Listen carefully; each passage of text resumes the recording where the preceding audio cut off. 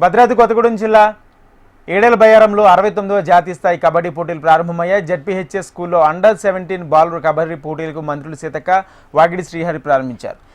ఏడేలు బయ్యారంలో జాతీయ స్థాయి కబడ్డీ క్రీడా పోటీలు నిర్వహించడం జిల్లాకు గర్వకారణమని వాగిడి శ్రీహరి అన్నారు. జిల్లా రాష్ట్రంలోనే కాక జాతీయ స్థాయిలో ఏడేల బయ్యారం గ్రామం పటిష్టలు ఇనుమడింపజేస్తామన్నారు. గెలిచినా ఓడినా బాధతో వెళ్లొద్దని, ఈరోజు ఓటమి రేపు గెలుపుకు బాటలు వేస్తుందన్నారు. క్రీడాకారుల కోసం అధికారులకు అన్ని ఏర్పాట్లు చేశామని తెలిపారు.